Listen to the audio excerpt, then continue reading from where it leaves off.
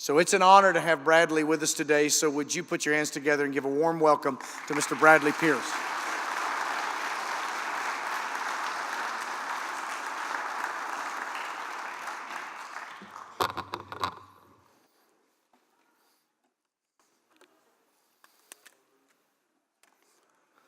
All right. It's a privilege to be with y'all today. Thank you, Dan Fisher. Thank you to his entire team for inviting me to be with you today and to speak about something that I'm very passionate about, and I know you are too. 45 years of failure, abortion, and the Supreme Court. All right. So Roe versus Wade is wrong. Roe versus Wade is wrong.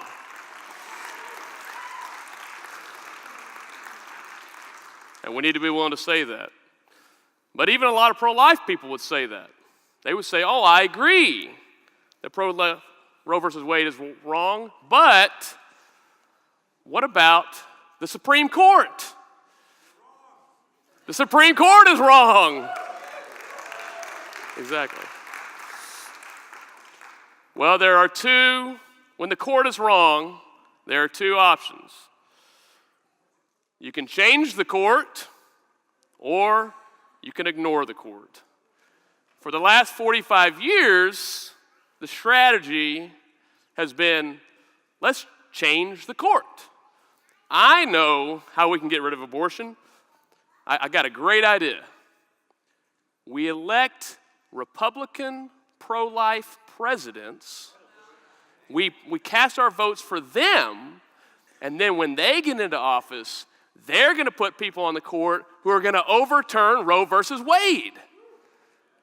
That's going to work great. Let's talk about that. We're going to look at how attempting to change the court over the last 45 years has worked. That's what this talk is about. We believe if we could only get Republican presidents in office, then we can change the court. Well, we've been doing that. We had Richard Nixon, Gerald Ford, Jimmy Carter, Ronald Reagan, Reagan again, Bush Sr., Clinton, Bush again, Obama, and now we have Mr. Trump, President Trump. For the last 49 years, we've been pursuing, for the last 49 years, 29 of those, we've had Republican presidents. For the majority of the last 49 years, we've had Republican presidents. We've been pursuing this strategy. How's it working? Not so hot. Why? Because we have been putting more faith in Republican presidents than we put in God. We have been calling on our Republican presidents to save us instead of calling on God to save us. We've been asking them to do what we should be doing. But if we can just get them in office, if they would just do what they're supposed to do and appoint Republican justices, let's walk down memory lane. And this may be painful. This is going to be painful. But we need to remember our history so that we do not repeat the bad parts of it. Click. All right. So, through these presidents, we had, in 1965, we had a decision that Planned Parenthood sued about contraception. 1965, the Griswold decision, and the Supreme Court creates out of whole cloth the right to privacy. We'll talk a little bit about what that is in the next talk. But they create this right to privacy in 1965, okay, 8 years before Roe versus Wade. Then, a couple years later, Colorado is the first state to liberalize their abortion laws. Now, actually, even before 1973, even before 1967, abortion laws were not justice. We often say, well, we've had 45 years of unjust laws. No, friend. More like 160 years of unjust laws, and that's another talk in and of itself. Even the laws before Roe were not justice. But Colorado in 1967 made theirs even more liberal. Well, then we get a Republican president, Richard Nixon, comes into office in 1969, and he starts appointing justices. So he appoints Berger to the court. Then he appoints, my clicker will work here. After he appoints Berger is when Roe v. Wade is filed. So some people are like, well, Nixon didn't really know that abortion was going to be an issue. It was already an issue in the country before he was even elected. But even if it weren't, after he appoints one justice is when Roe versus Wade is filed. So everybody knows this is coming. Everybody knows this is coming down the pike. So he appoints another justice, Justice Blackmun, to the court. Then Roe versus Wade is decided in Texas, in the Texas courts. Then the Supreme Court issues a decision on the issue of abortion, kind of leading up to Roe versus Wade. So again, Nixon knows that this is an issue. Well, he appoints two more justices, Justice Powell and Justice Rehnquist, to the court. Then Roe versus Wade is argued. And then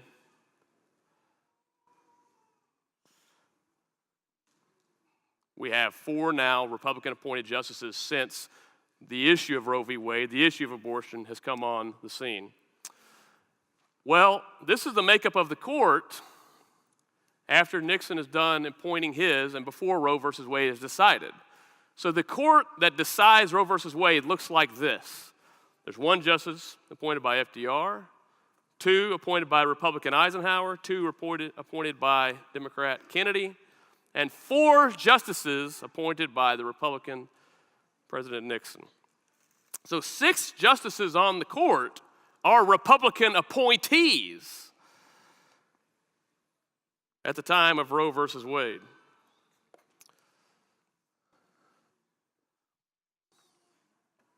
Well, and in fact, even the Chief Justice of the Supreme Court is a Republican appointee. In fact, did you know that the Chief Justice of the Supreme Court has been a Republican appointee for the last 49 years plus? There has not been any Democrat appointee as the Chief Justice of the court. So this is what the Roe versus Wade court looked like at that time. So you have 6 Republican appointees, you have 3 Democrat appointees. How do you think they're going to vote on the issue of life? Well, we already know the answer. This is how they voted. 5 of them voted in favor of creating a right to murder your child. 5 of those Republican appointees voted in favor of that. Only 1 voted against it, along with 1 Democrat appointee. This means that Abortion USA is brought to us by the National Republican Party and Republican presidents and Republican justices. It hurts, but it's true. It's true. So, it means that even if there had not been a single Democrat appointee on the court still would have approved of abortion, even if there were nothing but Republicans. Well, but yeah, Bradley, that was then. We didn't know it was an issue. Now we're going to change it. Now, after Roe versus Wade is decided, we're going to change things now because we're going to start electing presidents or getting them by other means, by presidents resigning, and we're going to get some pro-life justices appointed who are going to overturn Roe versus Wade. So we get Gerald Ford in there. And guess what? One of those Democrat appointees who voted for Roe versus Wade, he's gone. He's out of there. All right. We're going to replace him with someone who's going to vote against Roe versus Wade. All right. Now, man, a Democrat president got elected. Now he's going to appoint people who aren't going to overturn Roe versus Wade. But he doesn't get to appoint anybody. Jimmy Carter, that poor guy. He didn't get to appoint any justices to the Supreme Court. Well, we move on to Reagan. We have someone else retire from the court, and we get to replace that person with another Republican appointee, Justice Sandra Day O'Connor. All right, Republican appointees, the strategy is working, right? Another one of those people who voted for Roe just retired. Let's get somebody else to replace him, Justice Scalia. We've now replaced 3 of the justices who voted for Roe. We still have 2 justices who voted against Roe, so we can overturn Roe right now. We got it. It's 5-4 if our strategy's working. Wait, we get to appoint another one? All right. We're going to appoint Justice Kennedy to the court. He's really going to overturn Roe versus Wade. Thank you, President Reagan. Well, we have another election. We need to elect another Republican president. All right, we get another one. We're winning. We're on a roll. Let's appoint another one. Yes, we got another one. Souter. Souter is going to be awesome. He is definitely going to overturn Roe versus Wade. All we need is a case. We can overturn Roe 7-2 right now. This is going so well. Another one who voted for Roe retired? All right, let's replace him.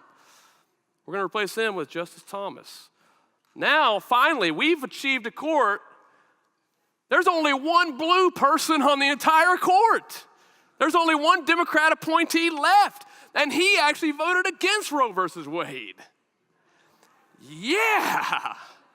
This strategy, this is so good. There's only one person left who voted for Roe. We have 2 people who voted against Roe, and now we've appointed 6 new people, and our presidents have told us, hey, these 6 people, they're going to overturn Roe versus Wade, which is why you should vote for me, and we do. All right, it's happening, right? Well, Planned Parenthood versus Casey comes along in 1992. We're going to overturn it right here. Here's our chance. We can overturn it. We might even get a unanimous decision against Roe. Who knows? Wait. And then they make their decision. Are you serious? Yeah, serious. They vote not just to uphold Roe, but to double down on it. To double down on it. And we've had 6 Republican appointees in those intervening 19 years. 4 of them votes in favor of Roe versus Wade. 2/3 of those appointees vote in favor of Roe versus Wade. Wait, 2/3, that's more than half, which means if we continue at this rate, we will never abolish abortion through the court. But Reagan's such a great president. But Bradley, our presidents are actually getting more conservative. Our Republican presidents are actually getting more conservative. Okay, yeah, see how that works out for you. Well, so, yet again, abortion brought to you by the Republican Party, USA. And I'm a Republican. That's why it hurts. Well, then the Democrats start getting into office, into the presidency. Oh no. And they start appointing justices. And guess what? Guess what their justices do? What they say they're going to do. What those presidents say they're going to do. Well, okay, we're going to elect another Republican. And we're going to have him. Let's continue this strategy. It didn't work, but we don't know what else to do. Let's just continue this same strategy. So we do. So we get Chief Justice Roberts on the court, or he becomes Chief Justice. Hold on, clicker. There we go. Then we get rid of Sandra Day O'Connor. Yes, she's the one who wrote Planned Parenthood versus Casey. We're going to get rid of her, and we're going to replace her with Justice Alito, a real conservative, right? Who will stand for life without apology. Well, then another Democrat gets elected, and he appoints a couple of his appointees to the court. But we're back. We got our guy in there again. And in fact, there was a spot that came vacant during the Democrat. We managed to hold that open, so our guy could appoint another one of our fine Republican justices to the court, because they've been doing a great job. So now there's only one justice left on the court who is for Casey. That was Kennedy, Reagan appointee. We only have one left who's against Casey. But now we've had more appointees to the court, but we're still majority Republican appointees even today. Even today. But still haven't overturned Roe versus Wade. Still haven't done it. So there was a case that came up. And how many of them voted to uphold Casey? These. How many of them voted against Casey? Hey, some of these Republican appointees are maybe against Casey. We put a question mark there. I want to come back to them. I want to come back to some of them. Let's look at this. We have Roberts and Alito. Gorsuch is recent on the court. He hasn't had any particularly pro-life decisions to make yet. So I'll talk about him a little bit more in just a moment. But a case came up in 2007. There was a bill which passed Congress, the federal partial birth abortion bill. Partial birth abortion ban. Sounds good. Definitely not. That's another conversation. Well, the court votes to uphold that. It votes to uphold the partial birth abortion ban. So at least the court's sort of doing what these Republican presidents have said they were going to do, right? They're going to uphold bills that restrict abortion. Well, they finally do it in 2007. They finally vote to uphold one of these bills. And Justice Kennedy writes the opinion.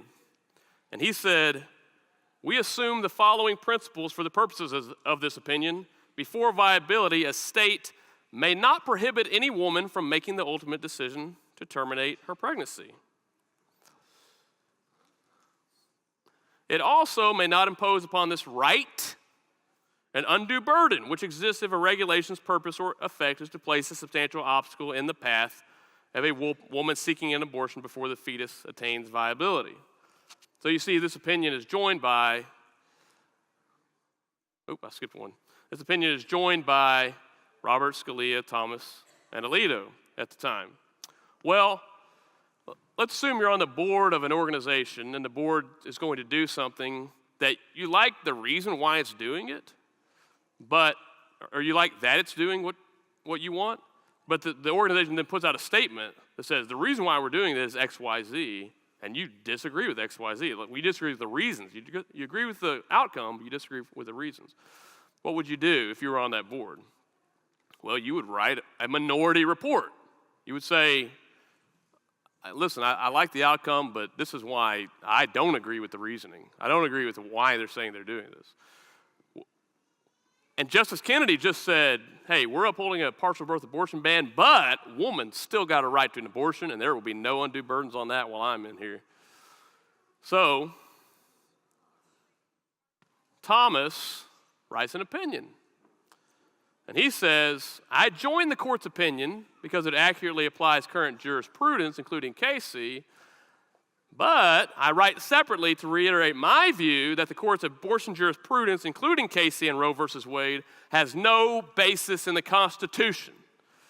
All right. Yeah. All right. And Scalia joins him. Now, that's good for him to say that. He could go further. We wish he did, but he didn't. But this is still good. This is good stuff. So Scalia joins him in that. Whose names are absent from that? Roberts and Alito. But Bradley, you know, it's really hard for them to add their name to that. Oh, really? Hey, Justice Roberts, I'm sending around my opinion. You want me to put your name on it? No. So his name isn't on this. Neither Roberts nor Alito joined what Thomas said. So do they agree that Roe is against the Constitution, has no basis in the Constitution? Thomas and Scalia had the guts to say so. Roberts and Alito, can't find them anywhere. They joined the opinion that said a woman had a right to an abortion, but they didn't join this one. It's not looking good. So another case came up. Texas passed a bill, HB 2, worked its way through the courts, got to the Supreme Court. Supreme Court struck it down. Scalia, at this time, had passed away, and the court renders a decision striking down abortion restrictions in Texas. Well, Thomas, again, writes an opinion. This time it's a dissent. He doesn't agree with either the outcome or the reasoning. And he says, this suit is possible only because the court has allowed abortion clinics and physicians to invoke a putative, that is supposed, constitutional right that does not belong to them, a woman's right to abortion. All right, I like that. And then Thomas says, I remain fundamentally opposed to the court's abortion jurisprudence. Thomas, that's another good statement. Thank you, Thomas. Neither Roberts nor Alito signed on to that one either. Where are they? Do they agree with Thomas? It's pretty easy to say you do, but they choose not to. Either they're being uncourageous, cowardly, or they're hiding something. And so, but you know how easy it is to add your name to Thomas's opinion? Pretty easy. But no, it's not that they're lazy. Alito writes his own opinion. Alito says, the constitutionality of laws regulating abortion is one of the most controversial issues in American law. But this case does not require us to delve into this contentious dispute. Alito says, man, that is super controversial. I ain't going to touch it. Well, Thomas joins that because he ultimately agrees with what Alito says, because Alito says plaintiffs don't have standing and a whole bunch of technicalities, which Thomas agrees with. So Thomas signs on to that one, but they won't sign on to his and what he's saying. We have been putting so much faith in the U.S. Supreme Court, and they have been miscarrying it for 45 years. 45 years of failure. You know what it looks like when you keep putting your faith in the Supreme Court like this? Many of you will recognize this. Oh, remember this? This makes me hurt. Every time I see this, this is what happens. Come on. There we go. Oh. All right, there we go. This is what pro-life Republicans look like. Charlie Brown and Lucy, I'm going to hold the football this time and let you kick it. Oh, really? Well, then I'll vote for you. And we never get to kick the football.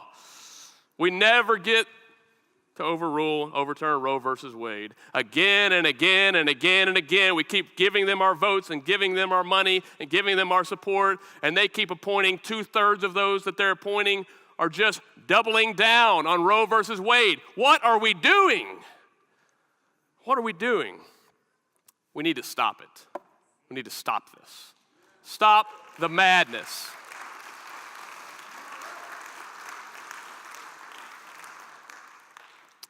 But Bradley, if we could just incrementally undermine Roe versus Wade, yeah, maybe they're not going to overrule it, but hey, we're chipping away at it. We're going to incrementally undermine Roe versus Wade. You know what? So many of us, sometimes we act like this is some new battle, like this is a new idea. Hey, I got an idea. Listen to me.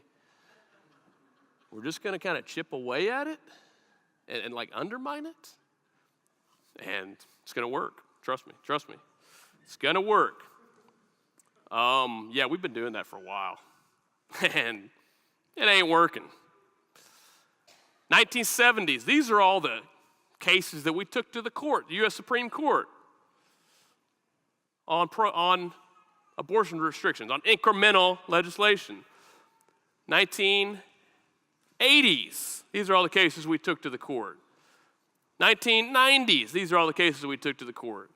2000s, these are all the cases we took to the court. 2010s, you notice that we're kind of trending that we don't have as many cases we're sending up to the court. Probably because we keep running out of things to lose on. We're running out of things to lose on. In fact, we're actually going back around and we're trying the same things, and they're getting struck down again.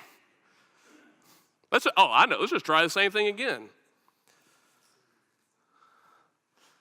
Let me show you our wins. When I say our, I mean the pro-life movement's wins in the Supreme Court. Well, here's what the Supreme Court lets us do. You may prohibit non-physicians from performing abortions, which means you have to license abortionists. You may require a woman's informed consent. You may require an abortion mill to keep records. Federal government only funds some abortions. State Medicaid must only fund some abortions. You may require parent court consent for minors. You may require parental notice for immature minors. You may require abortion mills to be licensed. State not required to use resources for abortion. Not required, oh great. Federal partial birth abortion ban. These are our wins. That's it. That's the list. Those are our wins. We're not chipping away at nothing. What we've done is we've turned abortion into health care. We can regulate abortion like health care now. Yay! I'm not excited about that. Here's what our losses have looked like in all those litany of cases I showed you. Okay, this is what the court says. You can't do this. You may not do this. You may not prohibit abortion ads. An abortionist, he wants to run a commercial. He wants to put up an ad. You cannot stop him, states.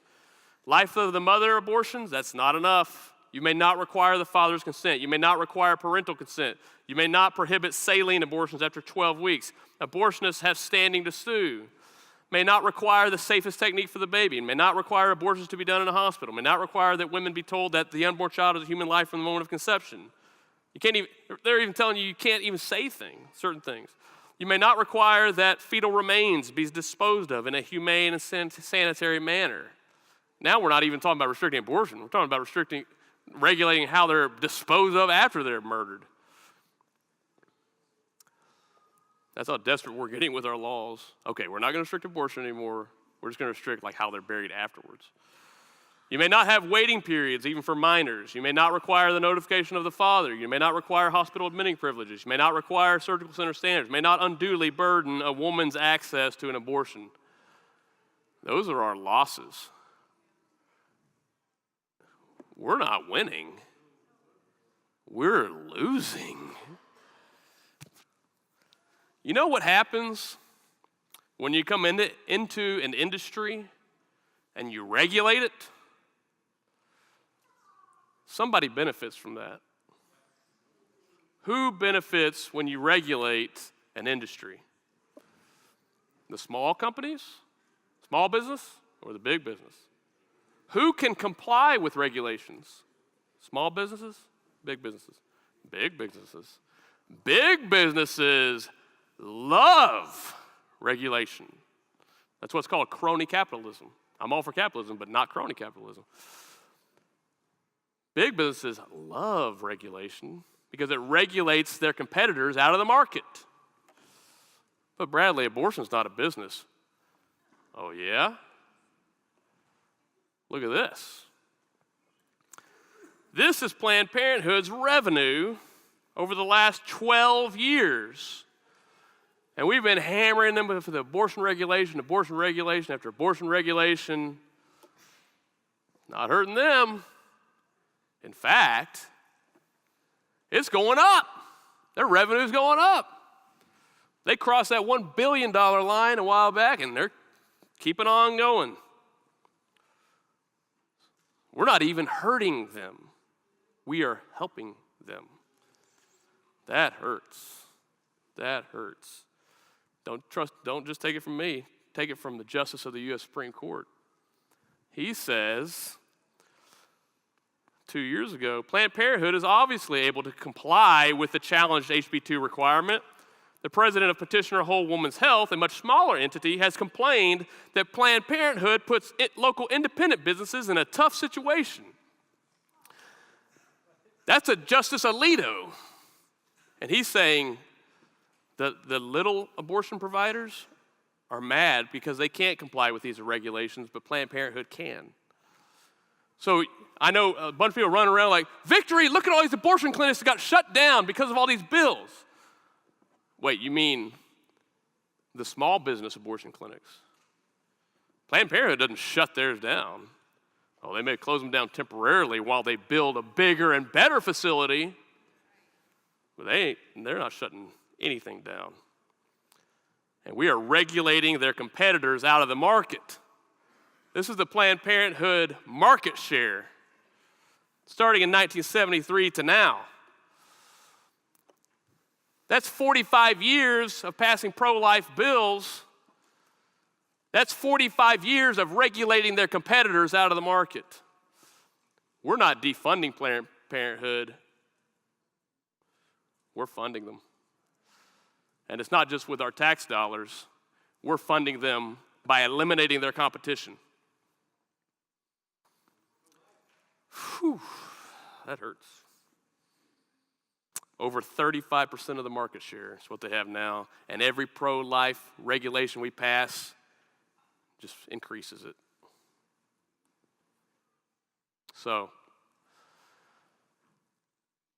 how's it worked? How's that worked for us? Last 45 years. Failure. Worse than failure. Worse than failure. We have strengthened our enemy.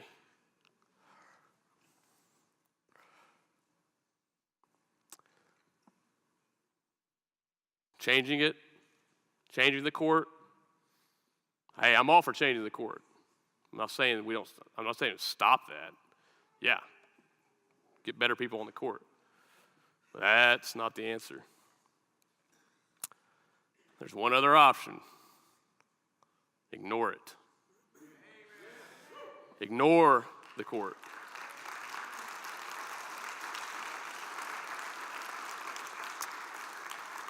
Because it's wrong. Roe versus Wade is wrong. So don't try to change. Don't just try to change. Ignore Roe. That's what we need to do.